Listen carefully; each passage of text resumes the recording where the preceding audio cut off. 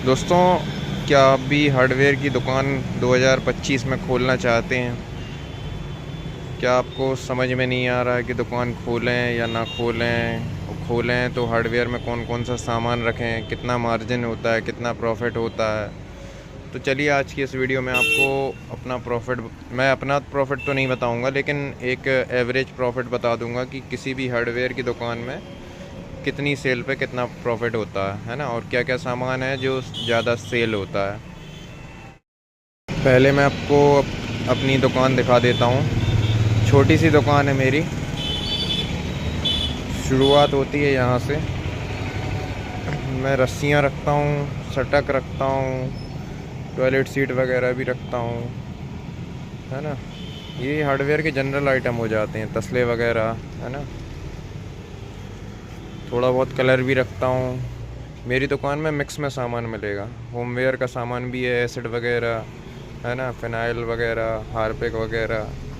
रस्सियाँ भी रखता हूँ, है ना। रस्सियाँ हर प्रकार की रखता हूँ। जालियाँ रखता हूँ।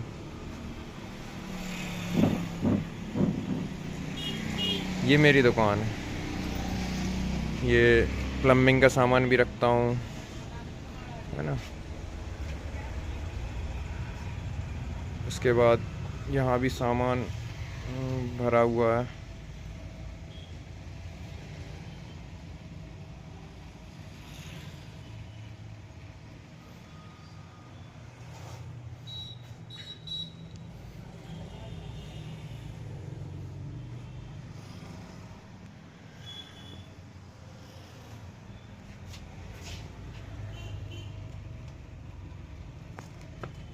गेट वगैरह भी रखता हूँ, है ना।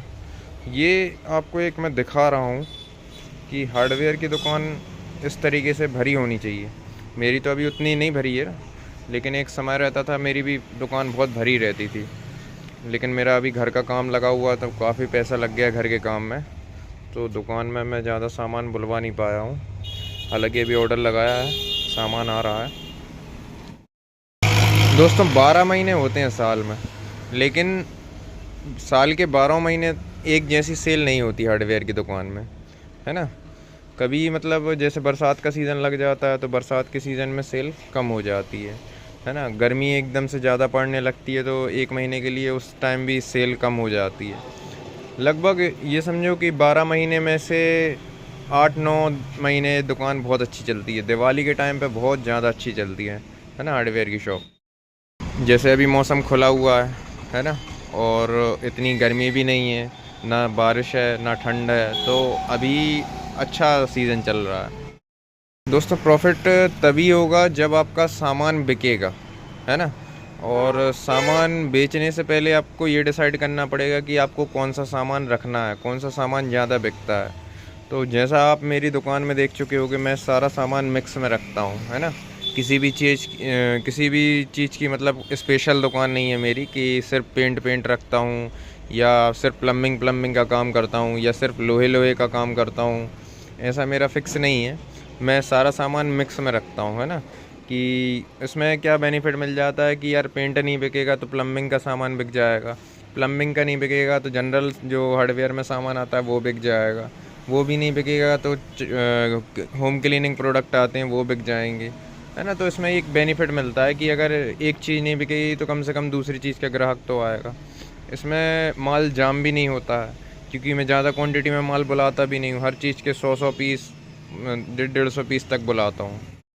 ऐसा आप शुरुआत में कर सकते हो कि मिक्स में सारा सामान थोड़ा थोड़ा रख सकते हो, लेकिन प्रॉफिट अच्छा होता है स्पेशल चीज़ में। कि आप सिर्फ प्लम्बिंग का सामान रखते हो तो आपके पास लोगों को पता चल जाएगा, आपके एरिया के लोग को जानने लगेंगे कि यार प्लम्बिंग का सारा सामान इस दुकान पर मिलता है, तो फिर वो कहीं और नहीं जाएंगे, वो फिर आपके ही पास आएंगे, है ना। तो स्पेशल दुकान होना बहुत ज़रूरी है। लेकिन शुरुआत में अपन स्पेशल दुकान नहीं खोल सकते, क्योंकि उसमें एक ही चीज़ को बल्क में क्वांटिटी में ख़रीदना पड़ता है, और बल्क क्वांटिटी में ख़रीदने के लिए काफ़ी सारा पैसा लगता है। अब इसी मिक्स सामान को ख़रीदने में मेरे को अंदाज़न 15 से 20 लाख रुपए खर्च आ चुका है अभी तक, है ना। और धीरे धीरे मैं सामानों को बढ़ा रहा हूँ। उसके बाद एक मैं ट्राई कर रहा हूँ कि अलग से कोई ऐसी दुकान खोली जाए जिसमें सिर्फ एक चीज़ रखी जाए और वो उसी के लिए फ़ेमस हो वो दुकान, है ना। तो ये भी मैं ट्राई कर रहा हूँ। उसके साथ साथ दोस्तों एक एक्सपीरियंस भी मैटर करता है प्रॉफिट के लिए, कि आपको कितना अनुभव है हार्डवेयर की दुकान में। तो मेरे को जैसे 5 साल हो गए हार्डवेयर की दुकान में, है ना। तो मेरे को हर एक चीज़ का रेट पता है, हर एक ग्राहक का बिहेवियर पता है कि कौन सा ग्राहक को कितने रेट बताएंगे तो कितने पैसे वो देगा। तो उस हिसाब से भी प्रॉफिट पे अफेक्ट पड़ता है ना। और क्या ग्राहक क्या चीज़ मांग रहा है ना। उसके साथ साथ क्या चीज़ें लगती हैं, या वो अगर आपके पास नहीं है तो उसका कोई सब्सिडरी, मतलब वो उसकी जगह पे कोई और चीज़ ऐसी हो जिससे उसका काम चल जाए। ये चीज़ें मायने रखती हैं, प्रॉफिट को काफ़ी अफेक्ट करती हैं, है ना। फिर उसके बाद बात करें अगर प्रॉफिट की, तो प्रॉफिट से पहले पर मंथ का खर्च देखना चाहिए कि एक दुकान को चलाने के लिए पर मंथ कितना खर्च आ रहा है ना। तो पहले बात करें कि एक महीने में एक दुकान में कितना खर्च आता है। तो सबसे पहले तो होता है रेंट। तो देखो सबके पास तो अपनी खुद की दुकान होती नहीं है ना। भारत में ज़्यादातर व्यापारी ऐसे हैं जो रेंट लेके दुकान कर रहे हैं। कुछ ही लोग होंगे 10%, 15%, 20% लोग जिनकी खुद की दुकान है, बाकी 70-80% लोग ऐसे हैं जिनकी खुद की दुकानें नहीं है। तो अंदाज़न अगर आप अच्छी लोकेशन पे दुकान ले रहे हो तो 15,000 रुपये पर मंथ का आपका रेंट आएगा, है ना। अच्छी लोकेशन पे अच्छी एरिया में लगभग 10 बाई 20 की दुकान तो आप कम से कम लेना पड़ेगा आपको, है ना, तभी आप हार्डवेयर की दुकान कर पाओगे। तो लगभग 15,000 रुपये रेंट मान लो। उसके बाद 300 रुपये पर डे, 9,000 रुपये का महीने का आपका लेबर लगेगा, है ना। एक आदमी की ज़रूरत पड़ेगी आपको, अकेले आप ज़्यादा लंबे समय तक काम नहीं कर पाओगे। शुरू में तो आप खुद कर सकते हो, लेबर की ज़रूरत नहीं है, लेकिन जैसे जैसे सेल बढ़ती जाएगी या आपको सेल बढ़ाना है तो लेबर रखना पड़ेगा। 15,000 रुपये रेंट और 9,000 रुपये लेबर का, तो टोटल 500 रुपये पर डे का रेंट का आ रहा है और 300 रुपये पर डे का लेबर का आ रहा है। तो 800 रुपये पर डे का आपका ये खर्च रहेगा। ये आपको दुकान में से रोज़ निकालना है ना। उसके बाद जो प्रॉफिट बचेगा वो आपका रहेगा। लेकिन मेरा कैलकुलेशन ये कहता है कि 800 रुपये ये पर डे का एक्सपेंस तो है ही, साथ में इसमें आप 200 रुपये और जोड़ दो।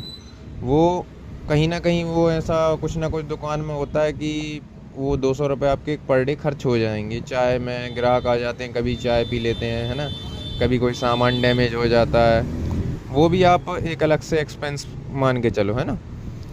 तो 1,000 रुपये आपका पर डे का एक्सपेंस हो गया।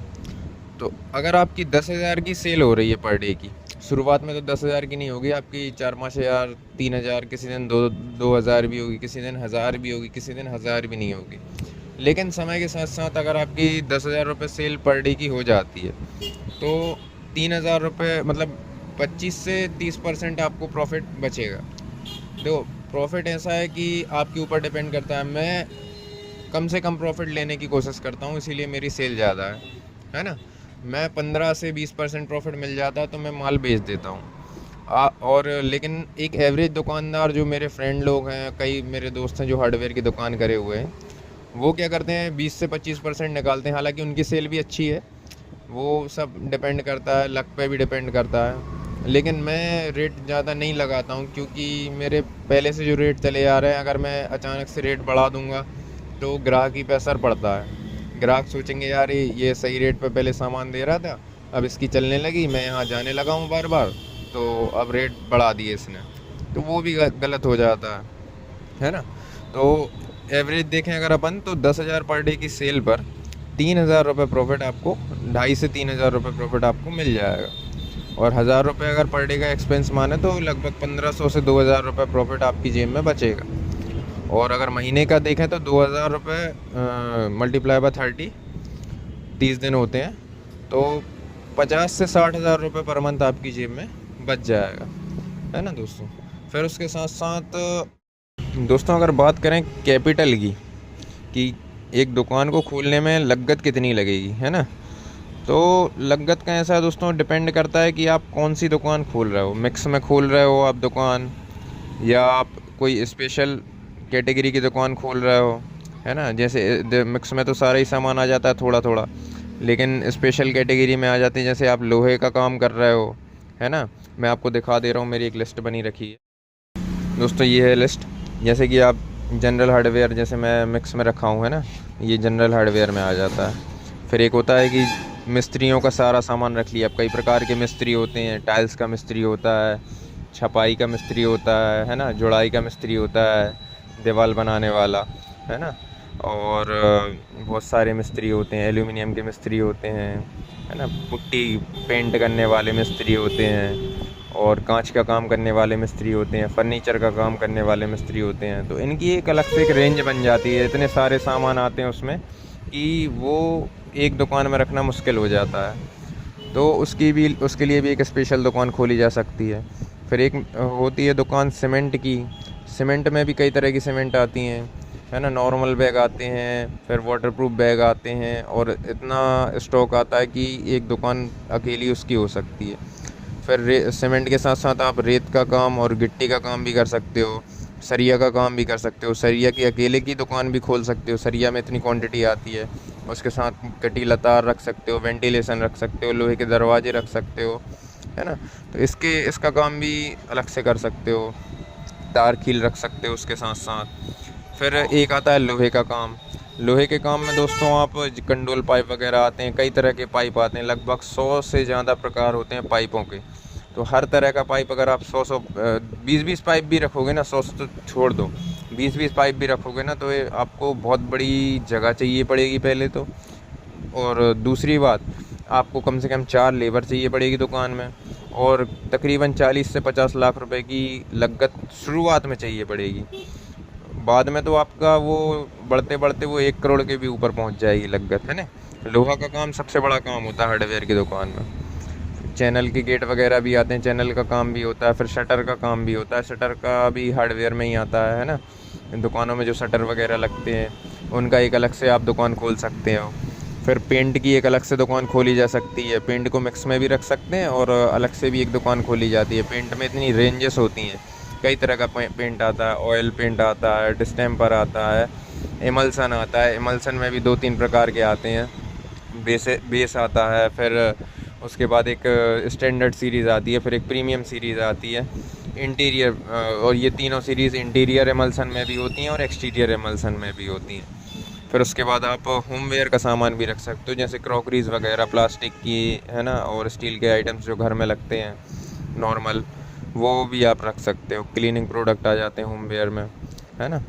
फिर नट बोल्ट में ही अपने आप में एक इतनी बड़ी रेंज है कि आप नट बोल्ट के हर साइज़ के नट बोल्ट, वाशर, क्लैम वगैरह आते हैं, उनके लिए एक अलग से एक दुकान खोल सकते हो। एल्यूमिनियम में इतनी सारी रेंज है, एल्यूमिनियम का काम भी अकेले कर सकते हो आप, है ना। कांच का काम भी कर सकते हो, कांच में बहुत सारी रेंज होती है, बहुत कई तरह के कांच आते हैं, कई डिज़ाइन में आते हैं, कई साइज़ में आते हैं। उसके लिए भी आप अलग से दुकान खोल सकते हो। टाइल्स का काम हो गया, टाइल्स में तो इतनी वैरायटी है कि टाइल्स में तो एक दुकान में भी आप सारा सामान नहीं रख पाओगे टाइल्स का, है ना। उसके लिए बड़ी गोदाम चाहिए। फिर लाइट फिटिंग का सामान, इलेक्ट्रिसिटी की दुकान आप खोल सकते हो। इलेक्ट्रिसिटी में तो अपने आप में ही एक रेंज हट के हो जाती है ना। मार्बल का काम कर सकते हो, लेकिन मार्बल में एक बड़ा स्पेस चाहिए, लगभग 50 बाई 100, 50 बाई 150 का प्लाट चाहिए आपको मार्बल रखने के लिए। फिर साथ में आपको 4 लेबर चाहिए, है ना, गाड़ी चाहिए जिसमें आप मार्बल एक जगह से दूसरी जगह पहुंचा पाओ, और काफ़ी सारी लागत मार्बल में लगती है। फिर उसके बाद प्लम्बिंग का सामान भी रख सकते हो आप लोग, है ना। प्लम्बिंग में भी कई तरह की चीज़ें आती हैं, जैसे कि नल फिटिंग में यूपीवीसी फिटिंग, सीपीवीसी फिटिंग, है ना, ये रखी हुई है मेरी, भरी पड़ी हुई है डिब्बों में, पीछे भी भरी पड़ी हुई है, ये पाइप रखे हुए हैं। तो ये भी काम आप लोग कर सकते हो। कई तरह के क्लैंप आते हैं, कई तरह की वॉल्व्स आती हैं, कई तरह के पाइप आते हैं, है ना। फिर पीवीसी फिटिंग भी आती है, पीवीसी का पूरा सामान आता है ना, वो भी कर सकते हो आप। फिर एक लास्ट में बचता है सैनिटरी का काम, सैनिटरी का काम भी कर सकते हो। सैनिटरी में सीट वगैरह, कई तरह की सीटें आती हैं, कई तरह के वॉश बेसिन्स आते हैं, कई तरह के सिंक आते हैं, कई तरह के नल आते हैं, जमाने भर की चीज़ें आती हैं। फिर दोस्तों 2 काम और बचते हैं, एक आता है फर्नीचर का और एक आता है वॉलपेपर का, है ना। फर्नीचर में तो अपने आप में एक अलग ही लेवल पे काम होता है, पूरी प्लाई वगैरह का काम होता है, तो वो भी आप लोग कर सकते हो। प्लाई से रिलेटेड जितने भी खिड़की दरवाजे लगते हैं घर में, है ना, उनसे रिलेटेड काम। टेबल बनती हैं, टेबलों का सामान रख सकते हो। उसके बाद फिर अलमारी बनती है, अलमारी का सामान भी आप लोग रख सकते हो, है ना। बहुत सारी चीज़ें होती हैं, कैबिनेट्स बनते हैं, फर्नीचर्स बनते हैं, फर्नीचर का हर सामान आप लोग अलग से कर सकते हो।